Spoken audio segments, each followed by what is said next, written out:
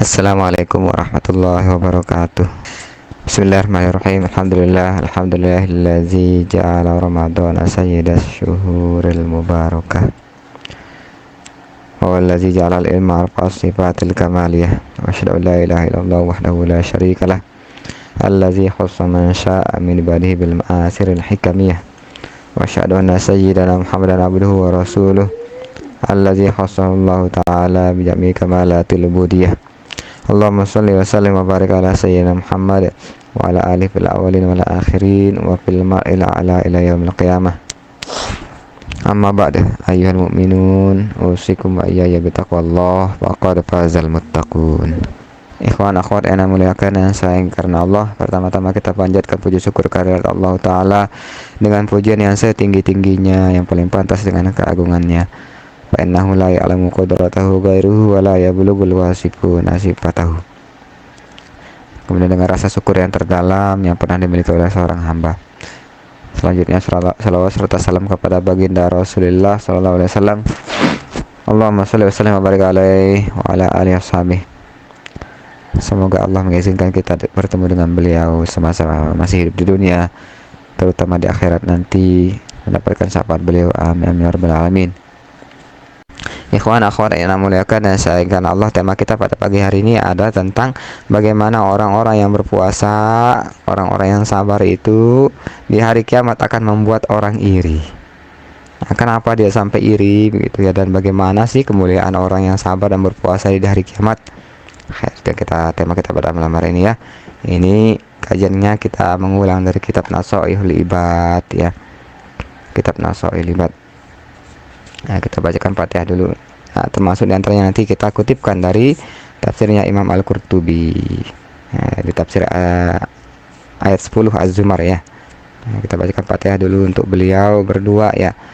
Menulis kitab Nasoihul Ibad yaitu Al-Imam Ibnu Hajar Al-Asqalani, untuk matannya ya Al-Munabbihat al-Sidat Yaumil Mi'ad itu beliau menulis, kemudian disarahkan oleh Syekh Nawawi Al-Bantani, dinamakan Nasoihul Ibad. Jadi tiga ulama kita ini, Imam Al-Qurtubi, Al-Hafiz Ibnu Hajar, kemudian Syekh Nawawi. Kita bacakan Fatihah dan doa ya, semoga Allah menempatkan beliau di tempat yang paling mulia dan memberikan balasan atas jerih payah beliau menyampaikan ilmu ya. Nah, dilewatkan, ditajawuz semua segala kesalahan, khilaf dan dosa bila ada ya.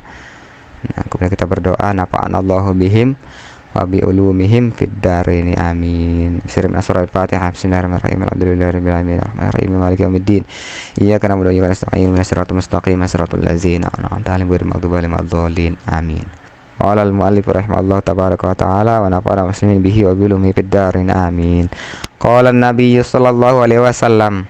Nabi sallallahu alaihi wasallam bersabda, "Idza kana yaumal qiyamah," apabila nanti di hari kiamat itu datang ya, bila nanti di hari kiamat, kata beliau, yudha'ul mizan, diletakkanlah mizan. Mizan itu apa? Mizan itu timbangan amal. Nah, untuk mengukur baik buruknya kita ya. Nah, mudah-mudahan kita termasuk di antara hamba Allah dan umat Nabi Rasulullah SAW yang tidak ditimbang amalnya. Lebih bagus dari timbang begitu ya. Maksudnya di gair hisab. Nah, kemudian bagaimana setelah didirikan mizan tersebut? Fayu'ta bi ahli sholat, maka didatangkan ahli sholat. Orang yang dulu selama hidup dia rajin sholat fardu, sholat sunnah ya, sholat sunnah, sholat rawatib, dia ahli sholat. Fayupauna ujurahum bil mizan. Nah, apa katanya beliau di sini? Yu'tauna ajrahum kamilatan, kata beliau. Jadi yupauna, mereka itu diberikan pahala secara sempurna bil mizan, dengan timbangan. Ada takarannya, ditimbang pahalanya tersebut ya. Summa yu'ta bi ahli shaum, kemudian didatangkan ahli puasa. Wa fi nushin, kata beliau di sini wa fi nushin, dan dalam redaksi lain ya, bi ahlil haji. Ana lebih prefer ya, lebih memilih ahlul haji. Kenapa? Karena as-shaum ini dia nanti termasuk ke golongan yang sabar. Ahlus sabri beda dia ya. As-shaimun atau ahlus shaum dia termasuk ke ahlul bala, nanti ahlus sabri ya.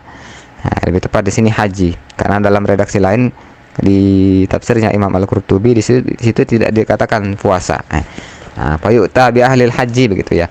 Maka didatangkan oleh orang yang rajin berhaji, terutama mungkin di daerah Arab ya, Yaman, atau orang Mekah sendiri, Mekah Madinah ya, pasti mereka rajin berhaji karena lebih sedikit biayanya ya, tidak kayak kita. Bagaimana mereka? Fayu'fauna ujurahum bil mizan, kata beliau, mereka juga diberikan pahala secara sempurna bil mizan, dengan timbangan. Summa yu'ta bi ahlil bala, nah terakhir ini summa yu'ta bi ahlil bala. Kemudian ahlul bala, siapa ya ahlul bala? Itu orang-orang yang di dunia sering mendapatkan bala bencana.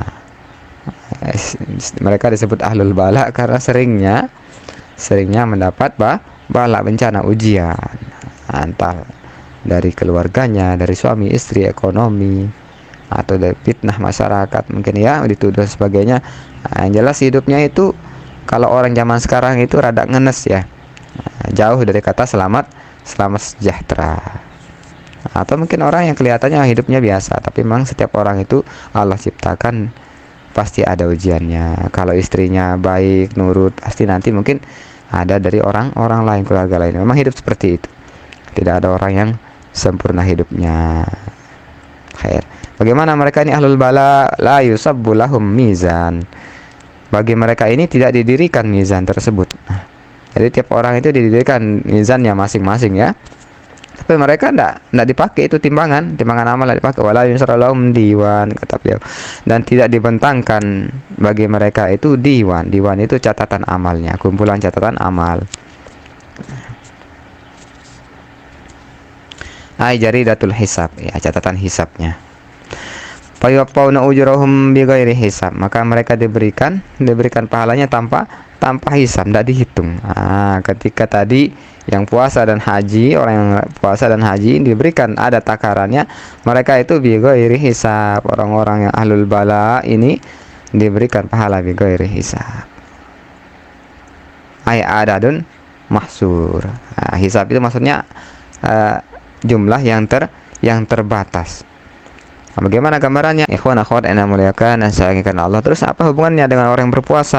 Allah berfirman di surah Az-Zumar ayat 10, itu di ujung ayatnya, innama yuwaffas sabiruna ajrahum bighairi hisab, bahwa orang-orang yang sabar itu hanyalah diberikan pahala. Kata-kata innama itu dalam tata bahasa Arab itu kan artinya hanya ya. Hanya. Berarti itu satu-satunya cara. Seperti kata-kata innamal mu'minuna ikhwatun, muslim itu, sesama muslim itu mereka hanyalah bersaudara, artinya bukan yang lain gitu ya. Innama yafassabiruna ajrahum bighairi hisab, hanyalah orang-orang sabar itu diberikan pahala tanpa hisab. Tanpa hisab. Apa makna tanpa hisab ini? Bighairi takdirin, kata beliau di sini. Tanpa dikira-kira, tidak dikira-kira. Kalau kita ngasih ke orang-orang ya, bagiin beras kan dikira-kira, ini satu takaran atau takarannya satu centong atau satu ember itu ya, dikira satu ember 1 kilo berapa itu ya, itu namanya ditakar, itu namanya dihisab. Bagaimana beliau mengatakan di sini, li'annahu law utiya biqadarin, andaikan orang-orang tersebut yang sabar tersebut diberikan dengan ada kadarnya, ma'amila biqadri ma'amila, dengan kadar apa yang mereka udah lakuin ya. Jadi misalnya orang beribadah sekian diberikan pahala sekian gitu ya, laka nabi hisabin, maka itu artinya dihisab.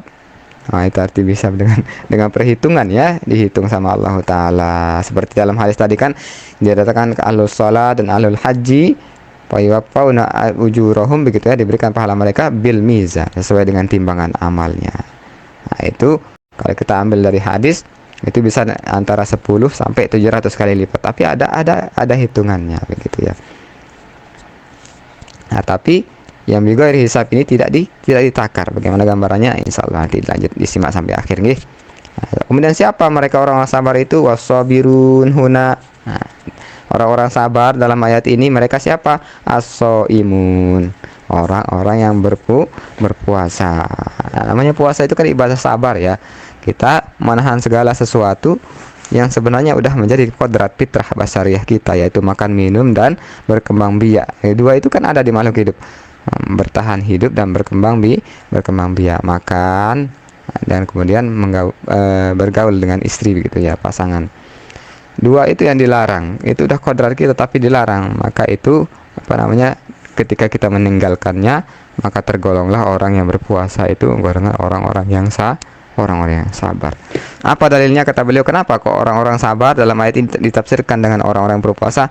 Daliluhu qaulu alaihi salatu wassalam, dalilnya adalah sabda Rasulullah sallallahu alaihi wasallam, mukhbiron anillahi azza wa jalla, beliau memberi kabar dari Allah taala. Berarti ini hadis qudsi ya, hadis Nabi yang menceritakan firman Allah taala. Apa kata beliau? As-shaumu li, puasa itu untukku, ana ajzi bihi. Nah, ini udah masyhur hadisnya ya, bahwa puasa itu untukku, kata Allah, ana ajzi bihi, aku yang akan membalasnya. Jadi bukan malaikat yang mengukur ya. Jadi orang yang berpuasa itu, mereka itu ketika melakukan ibadah puasa, mereka cuma nyatat kayak gini, oh ini si fulan berpuasa, hari ini berpuasa Ramadan, tidak berbuka gitu ya. Dia tidak malas berpuasa, dicatat seperti itu kan, tapi pahalanya itu hanya Allah yang tahu.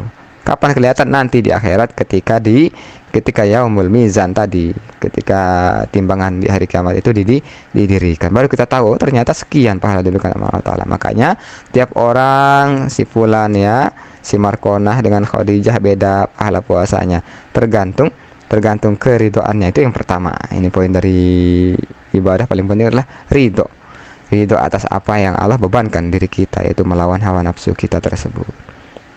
Dan juga dalam dia berhati-hati dalam berpuasa, karena puasa itu ibadah rahasia. Kalau sekarang anak misalnya diam-diam makan atau minum di dapur, tidak ada yang tahu. Kemudian pas keluar anak pura-pura lapar, atau pagi-pagi udah lapar, haus, tidak ada yang tahu. Beda sama sholat kan bisa kelihatan. Tak, puasa itu sama rupanya, orang yang puasa dengan enggak, dia beraktivitas gitu ya. Kadang yang bekerja tetap bekerja. Karena dia rahasia seperti itu, maka rahasia pula balasan dari Allah Ta'ala. Qala ahlul ilmi, ini masih di tafsirnya nih, kullu ajrin yukalu kailan, setiap pahala itu ditakar. Kail itu jatah ya, kayak di surat Yusuf itu ada kail ya. Nabi Yusuf itu tukang bagi-bagi jatah di masa paceklik gitu kan. Sehingga tiap pahala itu ditakar dengan satu takaran, wa yuzanu waznan, ditimbang dengan satu timbangan, illas saum, kecuali puasa, kata beliau, fa innahu yuhsa haswan wa yukfaru gurpan, dia itu kayak diambil gitu aja ya, dituang gitu ya. Tidak ditakar, jadi tidak ada takaran, jadi diambil segitu saja, ditumpah ruahkan. Dalam riwayat hadis lain itu fa yusabbu lahum sabba, akhir. Ya, orang yang orang puasa tersebut, mereka itu dituang sudah ya saya. Yuk gurpan, diciduk segitu aja, entah cidukannya gitu kayak gimana, kayak bulldozer itu ya. Yang jelas tidak ditakar, dikasih sudah begitu ya oleh Allah Ta'ala, tergantung keridoannya Allah Ta'ala. Ini makna dari wa ana ajzi bihi, aku yang akan membalasnya. Makanya bisa jadi si fulanah di grup ini pahalanya bisa sama seperti pahala puasanya seorang nabi, seorang wali, karena keikhlasannya hanya Allah yang tahu. Jadi jangan, orang yang puasa itu salah satu orang yang tidak bisa kita remehkan. Nanti kita lihat di akhirat pahalanya. Nah, makanya semangat nih, ayo semangat. Kita ridho dalam meninggalkan segala syahwat basariah kita, makan minum dan kepengen kumpul sama istri begitu atau suami, itu kita hindari. Seperti kata Nabi kan, as-shaumu junnatun, puasa itu benteng ya, tempat kita berlindung. Maka tidak cukup dengan hanya lapar dan dahaga, tapi dia juga puasa dari ropas itu ya gitu ya, kata-kata yang mengarah kepada hal-hal cabul kalau bahasa kita ya, omongan ke istri, itu dicandain istri, mengarah ke sana begitu ya, itu dihindari, sama seperti orang haji. Nah, padahal kan kalau bercanda ke arah situ sama istri itu kan bagus dapat pahala, saling melayani suami dengan istri. Tapi ketika berpuasa itu dihindari. Waqala Malik bin Anas, Imam Malik bin Anas ya, Imam Maliki begitu ya, beliau mengatakan, innama yafas-sabiru ajrun bighairi hisab. Bagaimana beliau menafsirkan ini? Qala, beliau berkata, huwa sabru ala faja'id dunya wa ahzaniha. Sabar yaitu sabar atas segala derita dunia dan kesedihan-kesedihannya. Nah, ini ya, jadi Selain orang yang sabar itu dua ya. Selain orang yang berpuasa, mereka juga adalah orang yang sabar atas derita-derita dunia dan kesedihan-kesedihannya. Tuh kayak kita nih, siapa yang di dunia itu suka ngalamin kesulitan, suka ngalamin kesedihan. Nah, ketika dia bersabar, mereka lah ini yang termasuk dalam golongan orang yang as-sabirun. Ya. Wala sakka anna kullam man sallama fi ma asabah. Nah, beliau mengatakan wala sakka, tidak diragukan bahwa setiap orang siapa sallama fi ma asabah, mereka yang berserah diri terhadap apa yang menimpanya. Jadi ini kalau kita ditimpa oleh satu musibah itu jangan lupa berserah diri. Ya Allah, aku tertimpa begini. Nah, aku ridho dan aku berserah diri kepadamu. Itu adab kita, supaya kenapa? Supaya kita nanti termasuk ke ahlul bala, orang yang sering mendapat bala, yang termasuk golongan orang yang sabar. Karena ada orang ahlul bala dia tidak sabar, tidak masuk dia ke golongan as-sabirun ini ya. Nah, ciri-cirinya di sini bila mengatakan bahwa ketika dia tertimpa musibah, dia berserah diri, salama ya. Dia berserah diri kepada Allah Ta'ala. Wa taraka ma nuhiya anhu, dan juga yang kedua, dia meninggalkan apa yang dilarang darinya. Jangan karena dia ditimpa musibah terus banyak orang ya suka berputus asa seperti itu. Nah, kayak anak sahabat dulu pernah tinggal nikah, kemudian katanya beliau bercerita, ini kan tidak sebut nama ya, tidak sebut nama. Beliau bilang, Ustaz, saya dulu pas ditinggal nikah itu saya tidak sholat seminggu katanya. Coba bayangin, tidak sholat seminggu, gimana ya, dia tidak menerima nasibnya begitu, belum menerima nasibnya. Yang seperti ini yang maksud beliau ya. Jadi kita itu kalau ditimpa musibah, cara kita untuk menjadi golongan yang sabar, pertama itu kita berserah diri kepada Allah. Yang kedua, kita meninggalkan larangan-larangan Allah dalam keadaan tertimpa musibah tersebut. Bagaimana seperti ini? Fala miqdara li ajrihim, maka tidak ada takarannya, tidak ada takaran pahalanya tuh. Kita ditimpa musibah, sering dapat sesuatu yang susah ya, seperti kata beliau nih, wa ahzaniha, tidak cuma derita-derita nyata doang ya, wa ahzaniha, segala yang membuat kita sedih-sedih dalam perkara-perkara selama kita hidup di dunia. Itu kalau kita sabar dan berserah diri pada Allah, kita tidak ngelakuin yang dilarang, maka fala miqdara li ajrihim, tidak ada takaran pahalanya. Gimana mereka dikasih, terus gimana orang iri sampai iri loh. Nah, di awal tadi kita udah jelasin bahwa ini orang-orang yang puasa dan orang sabar, ahlul bala dengan ahlus shaum ini bikin orang-orang iri. Khair, kita jeda dulu. Ikhwan akhwat yang muliakan dan sayangi karena Allah. Wa qala Qatadah, sahabat Qatadah berkata, beliau berkata, la wallahi, wallahi enggak, kata beliau. Ma hunaka mikal wala mizan, di situ nanti kata beliau tidak ada takaran, tidak ada timbangan, kata beliau. Dan beliau berkata, aku diceritakan sama Anas, hadasani Anas anna Rasulullah sallallahu alaihi wasallam. Beliau menceritakan, Anas bercerita kepadaku, kata Qatadah, bahwa Rasulullah sallallahu alaihi wasallam bersabda apa, kata beliau, tunsabul mawazin, didirikanlah mizan-mizan itu. Nah, di sini makanya Ana bilang tadi di awal kami jelaskan bahwa tiap orang itu memiliki timbangan masing-masing. Mawazin, kata beliau, timbangan. Menurut redaksi ini ya, kalau mizan itu satu timbangan, kalau mawazin timbangan. Tunsabul mawazin, kata beliau, didirikanlah timbangan-timbangan itu. Payuk tabi ahli sodakoh, kemudian didatangkan ahli sodakoh, orang yang bersedekah. Tadi tidak ada ya, di situ tadi ahli solat dengan ahlul haji. Ini dalam redaksi lain, dalam kitab tafsir Al-Qurtubi, ahli sodakoh yang didatangkan di hari kiamat nanti. Fauna ujurahum bil mawazin, mereka itu diberikan pahalanya dengan timbangan-timbangannya. Maka zalika sholat wal haji. Tuh di sini disebutkan ya. Begitu juga dengan sholat dan haji, kata Rasulullah SAW. Begitu kan mereka diberikan fayuwaffawna ujurahum bil mawazin. Nah, ini jadi hadis yang ini menjelaskan hadis sebelumnya bahwa yang dimaksud di situ bukan ahlus shaum. Wallahu a'lam, nanti yang ahli hadis ya, yang bisa meneliti hadis itu, kenapa dalam riwayat lain itu ahlul haji. Ya, di sini tidak disebutkan saum karena dia termasuk orang yang sabar. Orang yang sholat dan sabar, orang yang sholat dan berhaji ini diberikan pahalanya bil mawazin, dengan timbangan. Wa yu'ta bi ahlil bala, kemudian terakhir dia didatangkanlah ahlul bala, seperti hadis sebelumnya nih.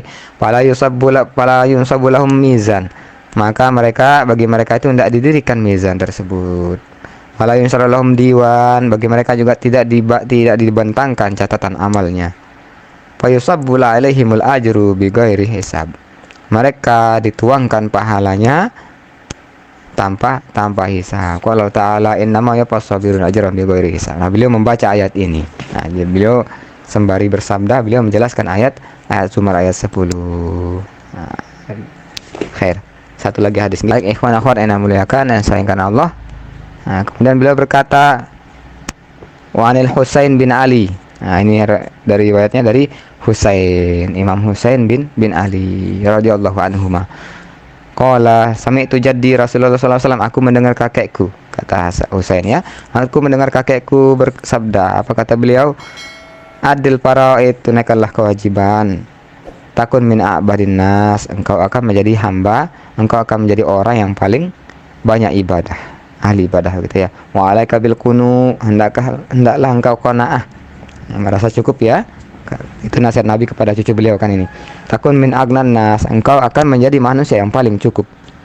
Jadi kalau kita qanaah, kita akan jadi orang yang paling kaya. Agna itu bisa berarti cukup, bisa berarti artinya tidak butuh. Sebenarnya ghaniyun artinya tidak butuh. Nah, kalau kita menanamkan sifat qanaah itu dalam hati kita tidak butuh banyak hal, tidak butuh banyak orang, kita merasa kaya. Nah, makanya hebat ya, bahasa Arab ini ghaniyun artinya tidak butuh sekaligus kaya. Bisa jadi dia kaya lalu tidak butuh, atau dia tidak kaya tapi memang nggak butuh karena merasa cukup atas apa yang diberikan oleh Allah Ta'ala. Akhir ya bunayya, kata beliau, hai anakku, cucu beliau maksudnya kan. Nah, biasa orang Arab mengatakan begitu ya, hai anak-anakku, golongan anak turunannya maksudnya. Ya bunayya, hai anakku, inna fil jannati sajaratan, bahwa di surga itu ada satu pohon, kata beliau. Yuqalu laha sajaratul balwa, dikatakan disebut pohon itu pohon balwa, pohon ujian. Nah, beliau mengatakan seperti itu ya. Ada pohon nanti di surga itu ada pohon ujian. Yu'ta bi ahlil bala. Nah, akan didatangkan ahlul bala nanti ke situ. Fa yusabu lahum mizan, maka mereka tidak didirikan, tidak dipakai mizan itu ya, timbangannya itu. Wala yusra lahum diwan, dan mereka tidak dibentangkan catatan amalnya. Yusabu lahumul ajru sabba, dituangkan bagi mereka itu pahala dengan suatu tuangan. Kayak bulldozer kali ya, terus gitu ya, tidak ditakan, tidak diukur sekian, tapi diciduk gitu aja pakai centong ya kayaknya, entah apa itu ya, wallahu taala alam. Yang jelas diambilkan pahalanya, tidak dihitung. Sementara Nabi SAW, kemudian Husain berkata bahwa Nabi membaca ayat inna ma yafassabirun ajran bighairi hisab, bahwa orang-orang yang sabar itu akan diberikan pahala bighairi hisab. Akhir sesi terakhir tentang irinya orang-orang nggih.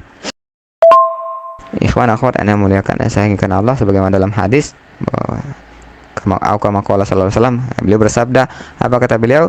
Kullu amali bani Adam mudha'afah, ya, setiap amalan Bani Adam itu dilipat gandakan. 10 sampai 700. Asrin ila sabi imati difin, kata beliau. 10 sampai 700 kali lipat. Illa saum, kecuali puasa, tidak ada ketakarannya. Nah, di sini makanya sampai membuat orang-orang iri. Yang lain-lain itu ditakar pahalanya. Sampai bagaimana? Hatta yatamanna ahlul afiyah, sampai ahlul afiyah itu berandai-andai. Siapa ahlul afiyah? Orang yang hidup di dunia selama sejahtera. Selama sejahtera hidupnya mereka berandai-andai. Ketika melihat ini orang-orang sabar, orang puasa ini, pahalanya kok sekian, dia kok tidak dihisap gitu ya, terus diberikan pahalanya gitu aja, tidak diukur-ukur gitu, kayak dituangkan ini, ambil gitu ya. Jadi berandai-andai mereka, laukanu bimanzilatihim, andai saja mereka berada di kedudukan mereka, min kasrati sawabillahi ta'ala, karena saking banyaknya pahala dari Allah Ta'ala. Jadi pengen nih, jadi mupeng ya, banyak orang mupeng di akhirat melihat ahlul bala dan ahlul sodako. Tapi kita sekarang kan kebalik di dunia, kita kok ngerasa ngenes banget ngelihat orang hidupnya enak, kerjaannya bagus, ya, udah nikah ya, pasangannya cantik atau ganteng, dapat anak keturunan yang soleh-solehah, pokoknya mapan ya, semua enak hidupnya. Sedangkan kok saya nyari rezeki susah gitu ya, mau nikah apanya terkendala dan seterusnya ya. Kita kok ngerasa di dunia ini ngerasa ngenes, padahal nanti di akhirat kebalik. Ahlul afiyah, orang yang hidup selama sejahtera di dunia itu bakal iri, berandai-andai, coba aku aja yang kayak gitu ya. Nah, dalam redaksi lain itu lebih ekstrim lagi. Kita jeda dulu. Ikhwan akhwat ana muliakan dan sayangkan Allah, di bagian akhir hadis dari riwayat dari Qatadah tersebut, di situ ada kalimat, apa kata beliau?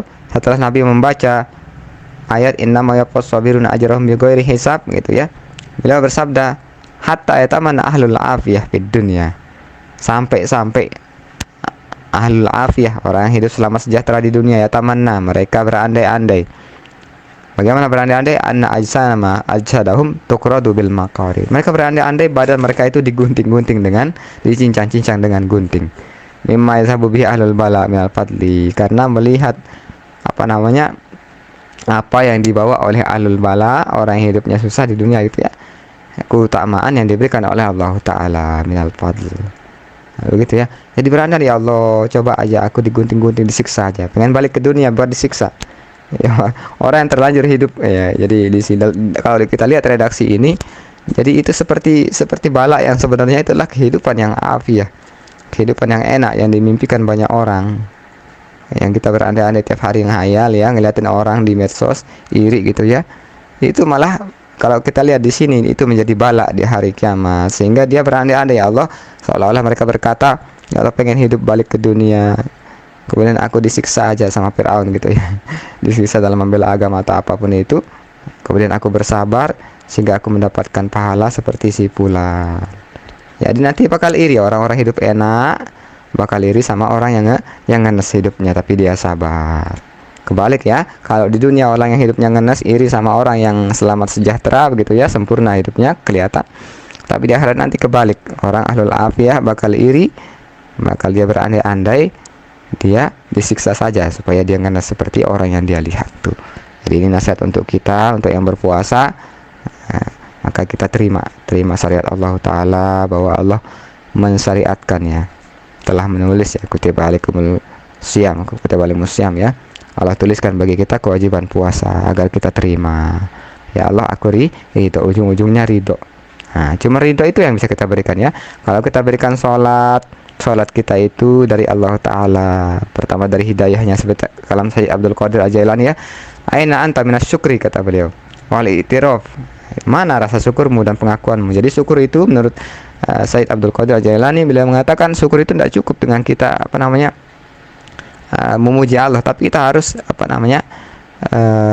mengakui al-i'tiraf, bahwa kita yang kita lakukan itu adalah atas pemberian Allah Ta'ala. Iman kita diberikan Allah, jasad kita diberikan Allah ya, badan kita, napas kita, semuanya dari Allah Ta'ala. Ketika kita beribadah, maka itu semua kita mengembalikan, bukan ngasih ke Allah Ta'ala ya. Nah, begitu juga dengan sodako, sebanyak apapun sodako kita, itu milik Allah Ta'ala yang kita kembalikan kepadanya. Nah, begitu dengan ibadah lain. Tetapi kalau ridho itu dari hamba kepada Tuhannya, rasa ridho, aku menerima. Makanya ridho itu kebanyakan ada pada yang tidak enak, pajak dunia ya, kesulitan dunia, termasuk kesulitan dalam ibadah. Ini yang punya penyakit mah barangkali ya, yang GERD ya, asam lambung, itu kan tantangan untuk puasa. Nah, apabila dia tetap ridho, sabar ya, dijaga dirinya dengan obat tentunya supaya tidak terlalu bahaya ya.